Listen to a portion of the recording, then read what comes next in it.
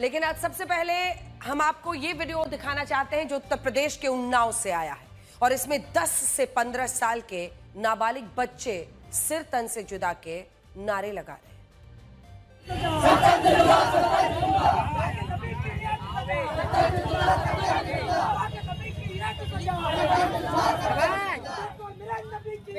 बच्चा बच्चा है कुर्बान।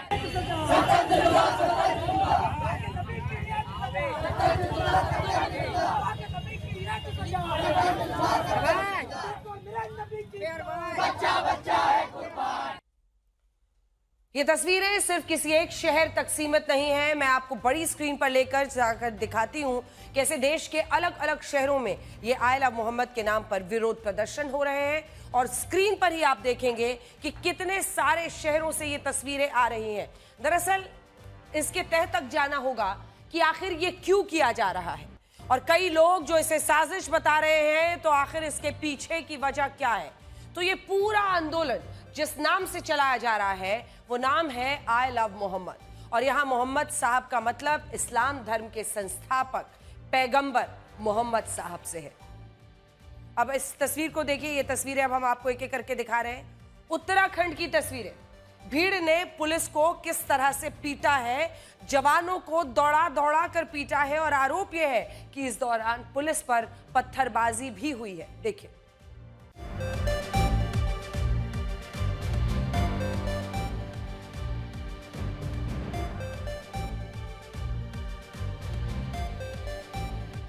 इस वक्त देश के कई शहरों में आई लव मोहम्मद के नाम से जुलूस निकाले जा रहे हैं और कई मुस्लिम बहुल इलाकों में तो लोगों ने अपने घरों के बाहर आई लव मोहम्मद नाम के पोस्टर्स लगा दिए हैं। आखिर इसकी वजह क्या है? देखिए ये बरेली की तस्वीरें भी आप देखिए।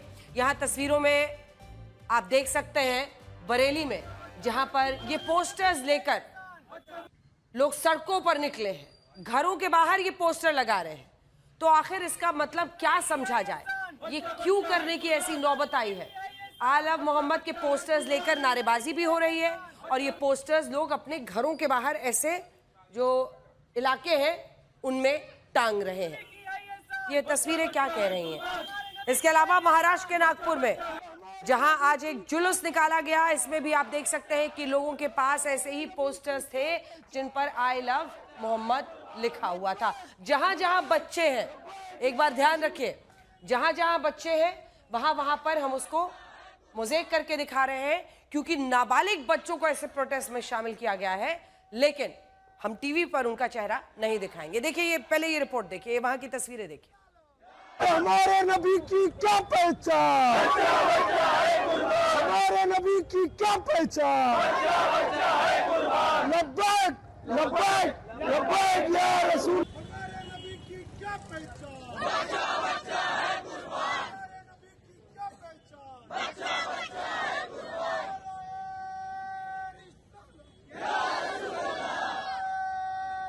अल्लाह, या रसूल अल्लाह।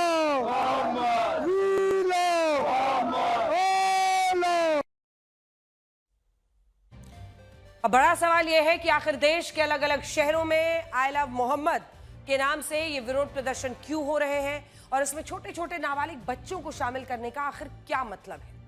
तस्वीरें देखिए। ये पूरा विवाद उत्तर प्रदेश के कानपुर से शुरू हुआ जहां 5 सितंबर को हिंदू और मुस्लिम पक्ष के बीच एक पोस्टर को लेकर झगड़ा हुआ था। पुलिस के मुताबिक इस दिन मुस्लिम समुदाय के लोग एक जुलूस निकालने वाले थे जिसे 12 वफात भी कहते हैं। ये जुलूस ईद मिलादुन नबी के मौके पर निकाला जाता है जिसे पैगंबर मोहम्मद साहब के जन्म और इंतकाल दोनों के दिन माना गया है। लेकिन हिंदू पक्ष का आरोप था कि इस जुलूस के दौरान मुस्लिम पक्ष के लोगों ने एक ऐसी जगह पर आई लव मोहम्मद नाम का लाइट बोर्ड लगा दिया जिसकी ना तो पुलिस से कोई अनुमति ली गई और ना ही इससे पहले यहां कभी भी ऐसा कोई बोर्ड लगा था। यह भी आरोप लगा कि हिंदू पक्ष के लोगों ने इस पोस्टर को फाड़ दिया था, जबकि हिंदू पक्ष का कहना है कि मुस्लिम समुदाय के कुछ लोगों ने उनके जागरण के एक पोस्टर को फाड़ दिया था। और इस विवाद के बाद कानपुर में तनाव फैल गया। पुलिस ने इस मामले को शांत कराने के लिए दोनों पक्षों के बीच समझौता करा भी दिया था, लेकिन बाद में यह विवाद तब और बढ़ गया जब इस घटना के 4 दिन बाद 9 सितंबर को कानपुर पुलिस ने इस मामले में एक एफआईआर दर्ज की और 9 नामजद और 15 अज्ञात लोगों को इसमें नामजद, माफ कीजिएगा, इसमें उनको आरोपी बनाया गया और इसी के बाद पूरे देश में यह खबर फैल गई कि मुस्लिम पक्ष ने आई लव मोहम्मद का पोस्टर लगाया तो योगी सरकार में उन पर मुकदमा दर्ज हो गया। अब समझिए, पोस्टर लगाया इसलिए मुकदमा दर्ज हो गया या बैनर पोस्टर फाड़े एक दूसरे के इसलिए मुकदमा दर्ज हुआ। बहरहाल जो भी बात थी उसके बाद से यह खबर पूरी तरह से फैल गई कि योगी सरकार में चूंकि आई लव मोहम्मद का पोस्टर बैनर लगा दिया इसलिए एफआईआर दर्ज हो गई। और उसी के बाद से कानपुर की घटना के समर्थन में मुस्लिम समुदाय के लोग ये जुलूस निकाल रहे हैं और ये कह रहे हैं कि अब आई लव मोहम्मद का पोस्टर पूरे देश में लहराएगा। हालांकि हम आपको बताना चाहते हैं कि इस मामले में सोशल मीडिया पर झूठ फैलाकर मुस्लिम पक्ष को गुमराह करने की कोशिश हो रही है, भड़काने की कोशिश हो रही है। मैं आपको दिखाती हूं, कानपुर पुलिस ने बताया है इस मामले में कि आई लव मोहम्मद के पोस्टर पर कोई एफआईआर दर्ज नहीं की गई है। एक बार फिर से सुनिए, आई लव मोहम्मद का पोस्टर कानपुर में लगाने पर कोई एफआईआर दर्ज नहीं की गई है। ये जानना बहुत जरूरी है क्योंकि यही बात भड़काई जा रही है, जिसमें साफ साफ है पुलिस कमिश्नरेट कानपुर नगर का वो उल्लेख ये है कि आई लव मोहम्मद के लिखने या बैनर लगाने पर कोई एफआईआर दर्ज नहीं की गई है, बल्कि परंपरागत स्थान से अलग हटकर नए स्थान पर बैनर लगाने तथा जुलूस निकालने के दौरान इस पक्ष के द्वारा दूसरे पक्ष का बैनर फाड़ने पर हुई है। इस मामले को समझिए, ये पोस्टर जितने भी लोगों को धर्म के नाम पर भड़काया जा रहा है वो सभी लोग ध्यान से सुने। ये एफआईआर जो कानपुर में दर्ज की गई है, ये पोस्टर या आई लव मोहम्मद लिखने के नाम पर की ही नहीं गई है। ये की गई है गलत जगह पर जहां की अनुमति नहीं थी वहां पर लगाने के लिए और दूसरे पक्ष के पोस्टर्स फाड़ने के लिए ये एफआईआर दर्ज की गई है। अनुरोध है कि इस संबंध में कोई भ्रांति ना फैलाई जाए। तो पुलिस कमिश्नरेट कानपुर नगर जो है वो इस पूरे मामले में लगातार ये कोशिश कर रही है कि लोगों के बीच में जो भी इसको लेकर गलत बातें या भ्रम फैलाई जा रही है उनको रोका जाए। कानपुर पुलिस के इस जवाब के बाद आप समझ सकते हैं कि कुछ लोग सोशल मीडिया पर इस घटना को लेकर गुमराह कर रहे हैं। उनकी मंशा क्या है? देश भर के मुसलमान ये मान ले कि कानपुर में आई लव मोहम्मद नाम के इस पोस्टर को लगाने पर मुसलमानों को जेल में डाला जा रहा है, जबकि पुलिस कह रही है कि ये सच नहीं है। कुछ लोग इनमें से गलत काम करते हुए पकड़े गए, यानी जहां पर अनुमति नहीं थी वहां पर जाकर इसे लगाया और दूसरे पक्ष के पोस्टर्स को फाड़ा। और हमने एफआईआर भी पढ़ी, उसमें भी कहीं ये नहीं लिखा है कि इन पोस्टर्स को लगाने के लिए आरोपियों पर कार्रवाई हो रही है। कार्रवाई का कारण यह है कि ये पोस्टर गलत जगह पर जहां पर इजाजत नहीं ली गई थी वहां लगाया गया और कुछ लोगों ने सांप्रदायिक सौहार्द बिगाड़ने की कोशिश की। इस मामले में असदुद्दीन ओवैसी को लेकर भी सवाल उठ रहे हैं, जिन्होंने 15 सितंबर को एक्स पर एक पोस्ट लिखा और इसे भी आप यहां पर पढ़ सकते हैं। जूम इन करके दिखाइए। लिख रहे आई लव मोहम्मद और वो एडीजी जोन कानपुर को लिख रहे हैं कि ये जुर्म नहीं है, अगर है तो इसकी हर सजा मंजूर है। तुम पर मैं लाख जान से कुर्बान या रसूल, बराए मेरे दिल के भी अरमान या रसूल, क्यों दिल से मैं फिदा न करूं जान या रसूल, रहते हैं इसमें आपके अरमान या रसूल। ये बात बड़ी अच्छी है, लेकिन घटनाक्रम तो भी जाने, और वो भी बैरिस्टर साहब हैं, वकील साहब। वकील साहब तो कानूनी पेचीदगियां बड़े अच्छे से समझते हैं, लेकिन क्या धर्म के नाम पर लोगों को उकसा रहे हैं? अगर आज सड़कों पर इस तरह से पुलिस के खिलाफ या कहीं पर पत्थरबाजी हो रही है तो उसकी जवाबदेही किसकी होगी? ओवैसी साहब के इस पोस्ट को आपने सुन लिया है। अब इसमें मामला यही है कि उनको कैसे समझाया जाए कि गलत बात मत बताइए।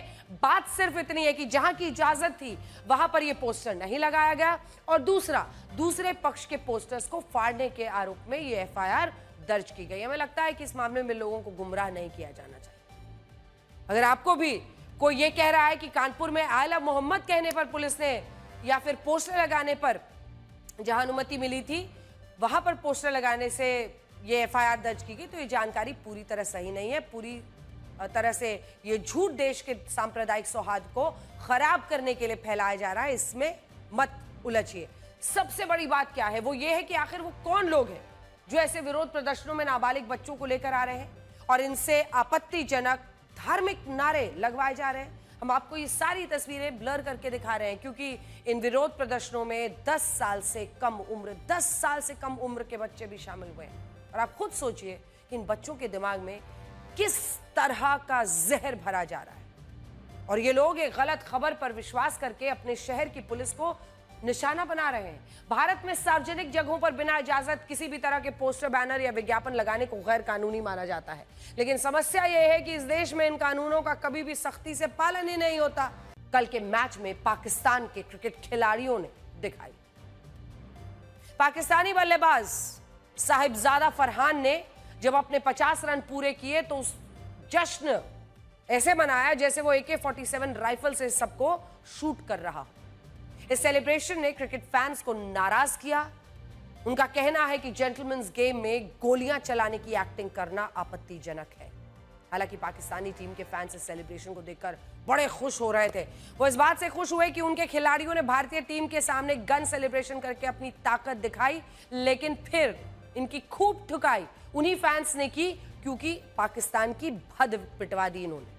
हालांकि साहिबजादा फरहान का ये सेलिब्रेशन पाकिस्तान की बेइज्जती करवा रहा है।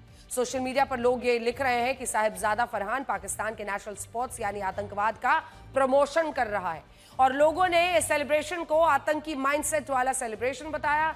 उनका कहना है कि इस तरह के सेलिब्रेशन से पता चलता है कि पाकिस्तानी खिलाड़ी आतंकवाद को समर्थन देने वाली कैसी कट्टर सोच रखते हैं और इसी सोच को वो मैदान में भी लाते हैं। कल के मैच में पाकिस्तानी खिलाड़ी अलग ही माइंडसेट के साथ मैदान में उतरे थे। साहिबजादा बंदूक से गोलियां चलाने की एक्टिंग कर रहा था तो हैरिस राउफ फाइटर जेट्स को गिराने के एक्शन कर रहा था। हैरिस राउफ जब बाउंड्री लाइन पर फील्डिंग कर रहे थे तो दर्शकों ने उन्हें विराट कोहली के नाम पर चढ़ाना शुरू किया और फिर इसने अपने असली रंग दिखाई ही दिए।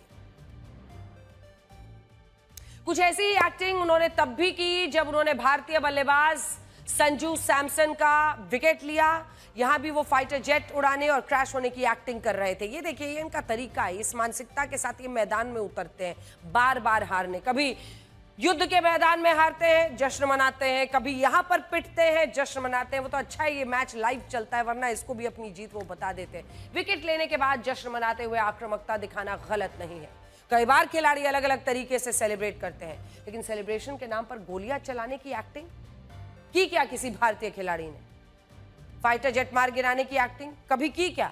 दूसरे टीम के खिलाड़ियों से गाली गलौज करना किसी भी तरह से सही नहीं हो सकता है और यही पाकिस्तान की वो आतंकी मानसिकता है जो बच्चे बच्चे में भरी जाती है और इसी वजह से जब आप उनको क्रिकेट के मैदान में देखते हैं तो देखिए तौर और तरीका। बहरहाल पाकिस्तानी खिलाड़ी, फैंस और पीसीबी सूर्य कुमार यादव से सबसे ज्यादा नफरत कर रहे हैं। सूर्य कुमार यादव ने पिछले मैच में हाथ ना मिलाकर पाकिस्तान की ऐसी बेइज्जती की थी कि वो सदियों तक याद रहेगा और कल के मैच के बाद उन्होंने एक बार फिर पाकिस्तानी टीम और पीसीबी को करारा जवाब दिया है। इस बार उन्होंने पाकिस्तान और भारत के बीच कांटे की टक्कर होने के सवाल को सिरे से नकार दिया। आप भी सुनिए। और सूर्य कुमार यादव ने कुछ भी गलत नहीं कहा है। T20 में भारत और पाकिस्तान का कोई मुकाबला ही नहीं है। टीम इंडिया पाकिस्तानी टीम से कहीं आगे है। भारत पाकिस्तान के बीच अभी तक 15 T20 मैचेस हुए हैं जिसमें भारत ने 12 मैच जीते हैं, पाकिस्तान केवल 3 मैच। T20 विश्व कप में तो पाकिस्तान का और भी बुरा हाल रहता है। इसमें भारत और पाकिस्तान 7 बार आमने सामने आए और 6 मैचेस भारत ने जीते, पाकिस्तान ने 1 मैच जीता था। सोचिए उनकी परफॉर्मेंस की क्या स्थिति है। पीसीबी को लगता है कि पाकिस्तानी टीम के खिलाड़ी भारत के खिलाफ खेलने से डरते हैं और यही डर पाकिस्तान की हार का बड़ा कारण बनता है और इसी को देखते हुए अब पाकिस्तान के क्रिकेट बोर्ड ने अपनी टीम के लिए एक मल्टी लेवल का मोटिवेशनल स्पीकर को हायर किया है। अब ये बहुत इंटरेस्टिंग है। मोटिवेशनल स्पीकर का नाम है डॉक्टर रहीम करीम। इनका पहला काम यह है कि पाकिस्तानी खिलाड़ियों के सिर से भारत की टीम का खौफ कम करना। बड़ी इंटरेस्टिंग बात है, सुनिए इसको। इनको हायर किया गया है, मतलब ये कई फोरम्स पे, मल्टी फोरम्स पे जाते रहे हैं डॉक्टर रहीम करीम। और इनका काम क्या बताया गया है? इनका, जैसे आप नौकरी में जाते हैं तो आपको क्यारे दिया जाता है कि ऑब्जेक्टिव्स क्या पूरे करने हैं, वो सब। इनका काम है कि पाकिस्तान की खिलाड़ियों के मन से खौफ निकालना है, भारत का खौफ कम करना है। और शायद यही वजह कि कल के मैच में पाकिस्तानी खिलाड़ी अपने खेल से ज्यादा गाली गलौज से जीतने की कोशिश कर रहे थे। हालांकि इसके बाद भी वो कामयाब नहीं हो पाए। मुंह की खाई, धूल चटा दी भारतीय टीम ने और इतनी बेइज्जती कराने के बाद बड़े बेआबरू होकर क्रिकेट के मैदान से ये पाकिस्तानी खिलाड़ी निकले। साल 2021 में T20 विश्व कप के दौरान मोहम्मद रिजवान ने ड्रिंक्स ब्रेक के दौरान मैदान पर नमाज पढ़ी थी। इसको लेकर खूब बवाल हुआ। ये मैच पाकिस्तान जीत गया था। और तब पूर्व क्रिकेटर वकार यूनिस ने कहा था कि जीत के बजाय इस मैच की सबसे अच्छी बात यह थी कि मोहम्मद रिजवान ने हिंदुओं के बीच नमाज पढ़ी। अब सोचिए, मानसिकता देखिए इन खिलाड़ियों की। वो कह रहे हैं जीत से भी बड़ी बात यह है कि उसने हिंदुओं के बीच में नमाज पढ़ी, यानी उनके नजरिए से पाकिस्तान की जीत से ज्यादा महत्वपूर्ण था हिंदुओं के आगे नमाज पढ़ना। इसी तरह से इमरान खान ने एक बार कहा था कि वो भारत पाकिस्तान मैच को जिहाद की तरह देखते हैं। इमरान खान के इस बयान का जिक्र पूर्व भारतीय उच्चायुक्त जी पार्थसारथी ने किया था। उन्होंने बताया था कि साल 1982 में भारतीय टीम पाकिस्तान के दौरे पर थी। उस वक्त एक पाकिस्तानी पत्रकार ने इमरान खान से पूछा था कि वो भारत के खिलाफ इतनी अच्छी बॉलिंग कैसे कर लेते हैं। तब उन्होंने कहा था कि जब भी वो भारत के खिलाफ खेलते हैं वो इसे खेल की तरह नहीं बल्कि कश्मीर के बारे में सोचते हैं और इसे जिहाद समझते हैं। आप खुद सोचिए, ऐसी टीम, ऐसे खिलाड़ी मैच जीतने के लिए मैदान पर बेईमानी पर उतर आते हो, उस टीम के खिलाड़ी मैदान में गाली गलौच, लड़ाई, गन सेलिब्रेशन नहीं करेंगे तो और क्या करेंगे। अमेरिका में 21 सितंबर से H1B वीजा को लेकर नए नियम लागू हो गए हैं और ये एक बहुत बड़ी खबर है जिसके बारे में पूरी दुनिया में इस वक्त बातें हो रही है। H1B वीजा एक नॉन इमिग्रेंट वीजा है और इसे ऐसे लोगों को जारी किया जाता है जो इंजीनियरिंग, कंप्यूटर रिलेटेड जो जॉब्स हैं, आर्किटेक्चर और हेल्थ जैसे सेक्टर्स में काम करने वाले लोग हैं। सरल शब्दों में कहें तो भारत में इंजीनियरिंग की पढ़ाई करने के बाद कई युवाओं का ये सपना होता है कि वो अमेरिका में जाकर वहां पर नौकरी करें, अपने परिवार के साथ रहें। इसी नौकरी के लिए उन्हें H1B वीजा लेना होता है, जिस पर अमेरिका ने अब नए नियम लागू कर दिए हैं। पहले इस वीजा के आवेदन करने पर $2,000 से $5,000 यानी $2.25 लाख रुपए से लेकर $4.5 लाख रुपए की फीस देनी होती थी। लेकिन अब राष्ट्रपति डोनाल्ड ट्रंप ने इस फीस को बढ़ाकर $1 लाख यानी 88 लाख रुपए। मैं आपको बड़ी स्क्रीन पर अब कुछ आंकड़े दिखाना चाहती हूं जिससे आपको यह पता चलेगा कि नए नियमों से भारतीयों का अमेरिका में नौकरी का जो सपना है बहुत सारे लोगों का, वो कैसे टूटेगा। देखिए, अमेरिका में अगर आप देखिए तो H1B वीजा को लेकर काम करने वाले भारतीयों की सालाना सैलरी कितनी है। $75,000 से लेकर 1 लाख। अमेरिका में H1B वीजा पर काम करने वाले 59% भारतीयों, ये जो पहला वाला ग्राफिक्स है यहां का, इसको थोड़ा सा जूम इन कर लीजिए, ये वाला। 59% जो भारतीय है उनका सालाना वेतन 88.3 लाख रुपए से कम है, यानी 88.3 लाख रुपए से कम है। ये देखिए, अब यहां पर आप देख रहे हैं जो ये 47%, ये 59% भारतीयों की सालाना तनख्वाह $1 लाख यानी 88 लाख रुपए से कम है, जितना उनको वीजा देना है। आप ये पूरा ब्रेकअप देख सकते हैं। इन आंकड़ों से आप ये समझ पाएंगे कि अमेरिका H1B वीजा के लिए जितनी फीस ले रहा है उतनी तो 60% भारतीयों को वहां पूरे साल में तनख्वाह नहीं मिलती है। आप H1B वीजा के लिए जो 88 लाख के करीब रुपया ले रहे हैं, इतनी कमाई तो लगभग 59% भारतीयों की सालाना वेतन है। एक साल का पूरा वेतन आप कह रहे हैं कि उनको वापस कर दिया जाए, H1B वीजा के जरिए वहां पर उनको भुगतान करना पड़ जाए। अमेरिका की कुल आबादी 34 करोड़, कुल कामगार 17 crore, IT, banking, medical sector के कामगार सिर्फ 2 करोड़ और H1B वीजा पर काम करने वाले कितने हैं? 0.26%, 0.26%, 1% भी नहीं है। जितने 17 करोड़ लोग कुल वहां पर कामगार हैं, उनमें 0.26% सिर्फ H1B वीजा पर काम करने वाले लोग हैं। और वहां डोनाल्ड ट्रंप ये बवाल मचा रहे हैं कि अमेरिकियों की नौकरी ले जा रहे हैं ये H1B वीजा वाले। 2 करोड़ कामगार IT, मेडिकल, बैंकिंग सेक्टर में काम करते हैं और ये देखिए जो नौकरियां की जा रही हैं 0.26% है। और वहां पर लोगों को क्या समझाया जा रहा है? उनको समझाया जा रहा है कि H1B वीजा पे काम करने वाले लोग अमेरिकियों की पूरी नौकरी ले रहे हैं और कुल जो ऐसे लोग हैं वो 0.26% है।